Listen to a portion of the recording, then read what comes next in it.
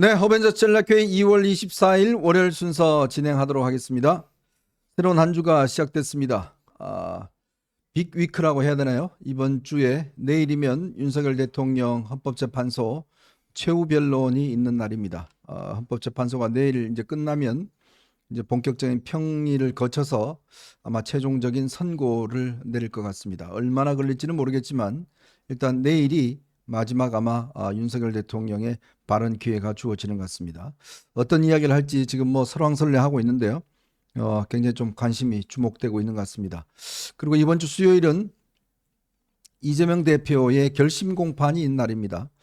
선거법 위반 사건 관련한 결심 공판이 이번 주 수요일 날 진행이 될 것 같습니다. 이 참 비슷한 시기에 아주 묘하게 진행이 되는 것 같습니다. 아마 이거에 대한 결정도 비슷하게 좀 나오지 않겠는가라는 그런 예상도 하는데 참 이 윤석열 대통령과 이재명 대표의 뭐라고 그럴까요? 악연이라고 그럴까요? 뭐라고 그럴까요? 이런 것들이 평행 이론처럼 계속적으로 비슷하게 진행이 되는 것 같습니다. 참 이번 주 중요한 일이 있는 만큼 정신 바짝 차리고 또 지켜봐야 될 것 같고 또 중요한 일이 있죠. 바로 26일 날 한동훈 대표의 책이 이제 발간되는 날입니다. 나는데 보니까 이 지지자분들 중에서는 그 교보문고에 네. 아침 9시에 그 줄을 서서 네. 계속 책을 좀 사자 그런 또 제안을 하신 분도 계시더라고요. 지금 뭐 보니까 굉장히 많은 분들이 거기 가실 것 같은데요. 네. 예. 제가 어제 사실은 이 출판사 사장님을 잠깐 뵀습니다. 요즘 표정이 너무 좋아요. 지금 엄청 지금 찍고 있다고. 현정님 그렇게 만났으면 좀 공짜로 한 몇 권 얻어갖고 오시지 뭐. 그거는 안 된대요. 그거는 이 아마 한 대표가 이 미리 이렇게 저한테 주면 이게 막 싹 이게 또 이게 퍼지잖아요. 이 내용이. 그래서 아마 이게 엄격하게 특히 보안은 상당히 유지를 하고 있는 모양입니다. 근데 그 출판사가 하여튼 이 정치인 책에 대한 마케팅 능력은 꽤 뛰어난 회사입니다. 뛰어난 회사고 그렇기 때문에 사실 저하고 이름도 같고 사장 이름도 같고 하기 때문에 그날 아마 교보문고에 아마 뭐 일부 분들은 제안하신 분도 있는 것 같은데 아마 이제 교보문고 열면 쭉 이제 줄 서서 한번 이렇게 사는 모습들 좀 연출하죠. 인간띠기처럼 뭐 그런 것들을 제안하신 분도 있을 것 같습니다. 네, 상당히 의미 있는 그런 행사가 되지 않을까 그런 생각도 해요. 아까 점심을 박상수 위원장이랑 같이 먹었는데 네네. 박상수 위원장도 직접 교보문고 가서 네. 줄 서서 사겠답니다. 그래서 왜 그렇게 꼭 가느냐 인터넷으로 다 주문해놓고 네. 그랬더니 직접 가서 사는 맛이 또 있다. 네. 그리고 가면서 또 많은 분들 지지자분들 만나 뵙고 싶다. 그렇게 얘기하더라고요. 아니 저 인터넷 사는 거는 또 딴 분들이고 직접 사는 건 또 있고 예. 뭐 그렇게 하시면 될 것 같습니다. 자, 요즘요 이 명태균 씨의 입이 하루하루 굉장히 아주 많은 말들을 쏟아내고 있습니다. 명태균 씨가 지금 사건을 이 서울중앙지검으로 옮겨왔지 않습니까? 그래서 이 변호인을 통해서 지금 많은 이야기를 쏟아내고 있는데요. 특히 오늘 아주 이준석, 홍준표 두 사람에 대해서 아주 직격하는 이야기를 했습니다. 오늘 명태균 이 변호인이 남상권 변호사가요. 오늘 이런 이야기를 했습니다. 이준석 나 지금 떨고 있니 말할 때 입 뻥끗하면 너는 끝장이다. 이런 이야기를 했다라는 겁니다. 그러니까 이준석에 대해서는 내가 입만 뻥끗하면 너는 끝장난다. 특히 지금 오늘 진행자가 이렇게 질문했어요. 지금까지 공개되지 않는 중요한 내용이 있다는 말이냐? 하니까 남 변호사가 엄청난 것이 있다. 검찰에 다 제출했고 검찰이 모든 증거를 가지고 있다. 검찰 포렌식 과정에서 다 튀어나왔다. 이렇게 이야기를 했고 모래시계 드라마 대사가 떠오른다. 이준석 의원에게 나 지금 떨고 있니? 이렇게 이야기하고 싶다. 좀 말도 잘 만들어내요. 근데 이준석 전 대표가요. 그 7불사에 홍매화 있잖아요. 네. 그거 뽑아버렸대요. 누가요? 저 스님이 그 스님이요? 이야기해서 하도 그거 찍으러 오는 사람 이게 논란이 되니까 아예 홍매화를 뽑아버렸다고 그럽니다. 참. 자, 이준석에 대해서 또 이렇게 이야기를 했고 또 홍준표 시장에 대해서 또 직격을 했습니다. 홍 시장에 대해서는 장인보다 홍준표를 더 자주 만났다. 이런 이야기를 했어요. 근데 명태균 씨가 자기 장인 몇 번 만난 줄 우리는 모르잖아요. 글쎄, 그러니까 이게 참 이 말하는 전략이 중요한 게 몇 번 만났다 그러면 뭐 4번 만났다, 뭐 5번 만났다 그러면 참 감이 안 오는데 딱 하는 이야기가 장인보다 자주 만난 사람이 홍준표다. 홍 주장은 입에 침을 안 바르고 거짓말을 하고 있다. 이렇게 또 비판을 하고 있습니다. 우리는 그 물증을 검찰에 다 제출했다. 지금 명태균의 입이 지금 어제 사실은 저 오세훈 시장에 대해서 만난 거, 특히 그 홍 시장에 대해서는 한 번도 안 만났다고 그랬는데 알고 봤더니 그 행사할 때 명태균이 직접 사회까지 보고 네. 홍 시장이 그때 강연까지 했던, 감독님 그 사진을 조금만 더 올려주실까요? 기사를 그거 보시면 그 사진이 아마 그게 나와 있는 것 같습니다. 그렇게까지 이야기를 하고 있는 것 같습니다. 명태균 씨가 이렇게 지금 적극적으로 뭔가 메시지를 발산하고 있는 이유가 뭘까요? 제 생각에는 지금 명태균 씨의, 그러니까 명태균 씨 변호인을 통해서 명태균 씨가 여러 가지 말씀들을 하고 있는데 네. 이게 공통적으로 패턴이 있습니다.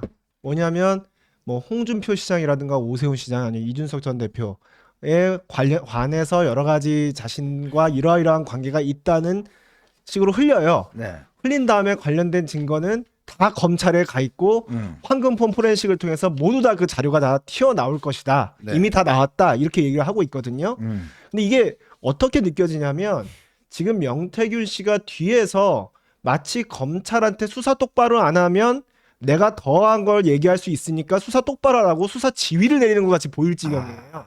왜냐하면 이런 것들이 나왔는데 검찰이 수사를 안 하고 덮고 넘어가면 과연 국민들이 그것에 대해서 납득이 되겠습니까? 지금 적어도 명태균 씨가 의혹을 제기하는 부분에 관해서는 철저하게 수사가 이루어질 건데 검찰로서는 수사를 안 할 방법이 없어요. 네. 그래서 굉장히 영리하게 지금 어떻게 보면 검찰의 수사 지휘를 하고 있다. 그렇게 보입니다. 근데요, 저 이제 홍준표 시장이 이제까지 명태균 사기꾼이다 또 고소도 하나 했잖아요. 네네. 그러면서 뭐 황금폰인지 뭐 무슨 나발폰인지 그거 까봤자 내 목소리 뭐 한 번도 나오지도 않을 거고 나는 명태균은 한 번도 만난 적이 없고 어쩌고저쩌고 아주 열심히 해명을 했잖아요. 네. 근데 저 사진이 나왔잖아요. 그렇죠. 그럼 저 사진이 나온 이후에 어떤 반응이 있어야 될 거 아닙니까? 이야.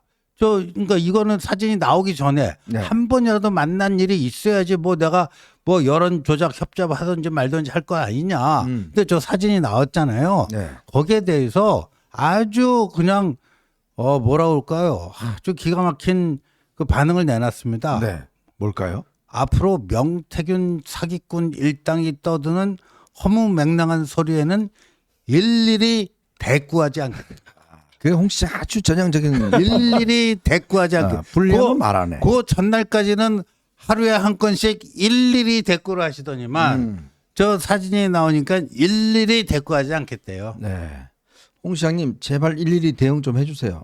그동안 뭐 말 나올 때마다 그냥 한마디 한마디씩 이야기를 하고 특히 요즘 책도 내셨는데 그러니까요. 뭐 갑자기 또 일일이 대응 안 나고 그러면 저희 그 책은 몇 권 팔렸대요? 뭐 알 수가 없어요. 요즘 뭐 광고도 많이 하던데 글쎄 뭐 팔렸다는 이야기는 별로. 저도 하나 재밌는 거 말씀 하나 네. 드릴게요. 그 홍준표 시장이 이제 페이스북에 명태균 씨 관련해서 이제 여러 가지 해명 혹은 이제 항의성 글들을 많이 썼잖아요. 네, 썼죠. 근데 그 중에서 얼마 전에 이제 그 아들과 최모 씨와 관해서 쓴 페이스북 글이 있어요. 네. 근데 거기에 보면 그 페이스북 보면 수정 내역을 확인할 수 있잖아요. 그렇죠.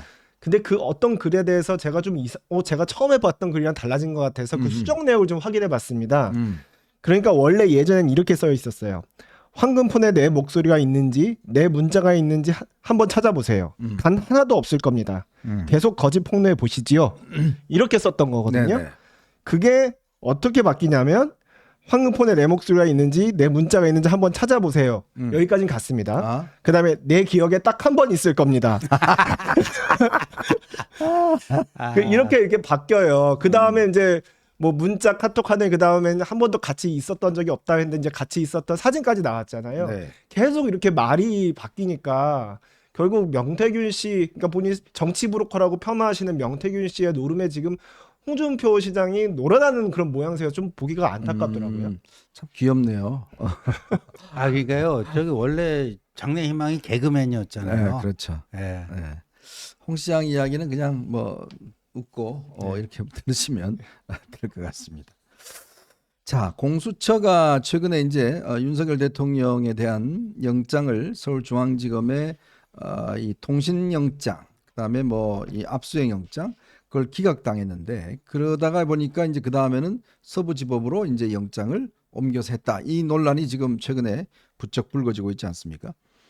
특히 공수처가 그동안 4년 동안 800억을 썼습니다. 근데 단 4명을 기소했어요.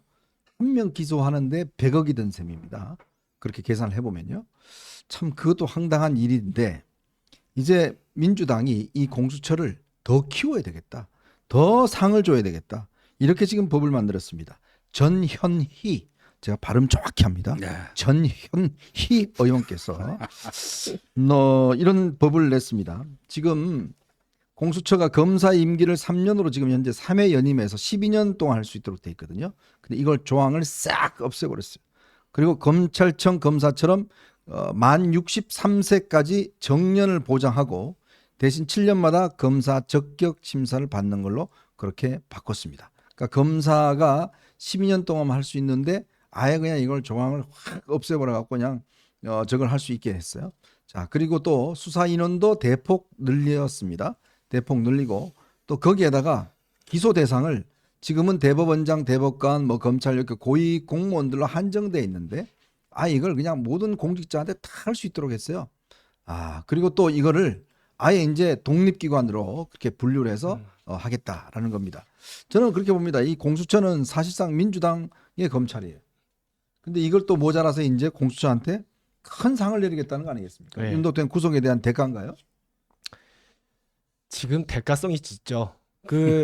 보면은 공수처가 이번에 수사의 실력을 보면 욕심은 많은데 능력이 없는 기관의 전형적인 행태를 보이고 있잖아요. 네. 예를 들어서 다들 기억하시겠지만 지금 내란 혐의에 대해서 공수처에 수사권이 있는지 없는지 이것 때문에 계속 불안정했는데 경찰한테 이관을 하면 될 것을 가지고 이첩하지 않고 끝까지 가지고 있다가 지금도 그 불안정성을 극복하지 못하고 있고 또 뭐 영장 집행 과정에 집행 부분을 경찰에 위탁하다가 경찰이 거부하는 그런 수모까지 당했고요.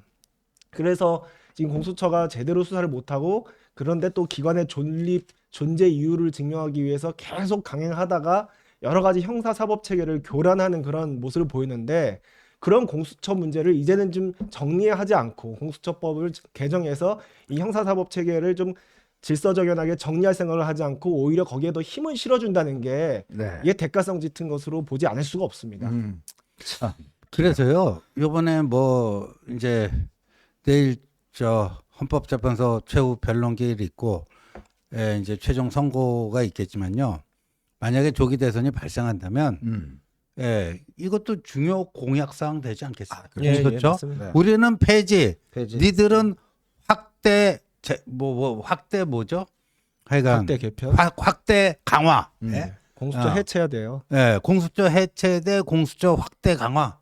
이것도 주요 쟁점이 될 것 같습니다. 근데 저 정도 수사 능력 가지고 만약에 민주당이 집권한다 그러면 제가 볼 때 공수처 없애든지 할 것 같아요. 저거 하면 나중에 저거 다 자기들 대상으로 되잖아요. 그럼요. 그때는 아마 또 이제 공수처 없앤다고 그럴 겁니다. 참 어쨌건 이 공수처 참 수사 그렇게 다 분탕질 쳐놓더니 이제 와서 또 저렇게 상을 주겠다고 하는 참 그런 행태, 참 속보이는 행태를 보이고 있다 이런 생각이 듭니다. 자, 오늘 여러분들하고 저희가 세 가지 주제를 가지고 좀 이야기를 해보겠습니다. 요즘 이 국민의힘의 비상대책위원회지 않습니까? 근데 이 국민의힘의 이 비상대책위원회가 아니라 그냥 평상대책위원회다 이런 말이 있습니다. 전혀 비상하지 않다는 거죠. 지금 민주당은 연일 지금 사실 자기들의 굉장히 필요한 아주 전략적인 지금 공약들과 포석들을 내고 있고 정말 하루에 이재명 대표 많은 사람들을 만나고 있습니다. 자, 그럼에도 불구하고 이 국민의힘은 우리 조기 대선 없어요. 전혀 뭐 지금 준비도 하지 않고 있습니다. 요 국민의힘 이야기와 함께 자, 민주당이 2030 청년들에게 말려 죽여겠다 이런 이야기를 한 데 이어서 마약쟁이다 이런 험한 이야기까지 하고 있습니다. 정말 2030에 대한 모욕적인 이야기를 하고 있는데 이 이야기와 함께 그리고 부정선거의 가장 핵심이었던 바로 일장기 도장 이게 진상이 드러났습니다. 오늘 중앙일보가 이 관련된 취재를 해서 이 기사를 썼는데 저는 꽤 의미 있는 기사라 봅니다. 그동안 민경욱 전 의원이 계속 이 일장기 투표를 가지고 이 조작 증거다라고 했는데 알고 봤더니 진상은 정말 기가 막힌 거였습니다. 자, 어떤 진상이었는지 조금 이따 저희가 한번 들려드리도록 하겠습니다. 여러분 보시면서요, 구독과 좋아요, 알림 꼭 부탁드리도록 하겠습니다.